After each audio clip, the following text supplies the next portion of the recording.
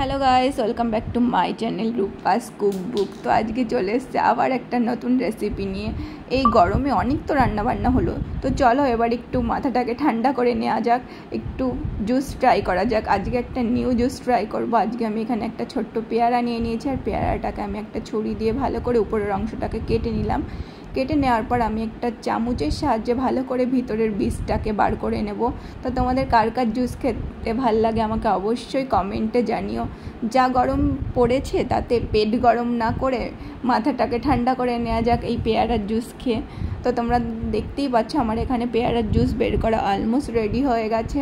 তো আমি এখানে পেয়ারাটাকে সুন্দর করে পরিষ্কার করে নিয়েছি, তোমরা দেখতেই পাচ্ছ আমার এখানে রেডি।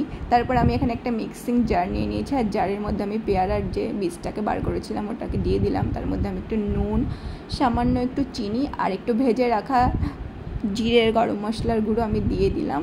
আর তারপর আমি এখানে অ্যাড করে দিলাম ফ্রিজের ঠান্ডা জল। তারপর আমি এটাকে মিক্সিতে করে নিয়েছি। তো দেখতেই পাচ্ছ আমার এখানে এটা রেডি হয়ে গেছে। তারপর একটা ছোট্ট প্লেট নেবে, প্লেটের মধ্যে সামান্য একটু লঙ্কার গুঁড়ো নিয়ে নেবে, আর একটু নুন আর সামান্য একটু চিনি।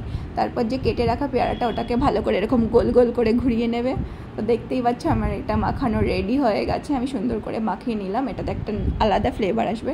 তারপর ওই পেয়ারার টুকরোটার মধ্যে মিক্সিতে করে রাখা রসটা দিয়ে দেবে। নাও রেডি। মানুষের মাথা গরম না করে এবার এটা খেয়ে মাথাটা ঠান্ডা করে নাও। Thanks for watching. ভালো লাগলে লাইক, কমেন্ট, সাবস্ক্রাইব। তো তোমাদের কার কার আমার ভিডিও দেখতে ভালো লাগছে অবশ্যই কমেন্টে জানিও। তোমাদের কমেন্ট পড়ে আমি উৎসাহ পাই আরও নতুন নতুন ভিডিও বানানোর। টাটা, দেখা হবে পরে অন্য কোনো ভিডিও নিয়ে।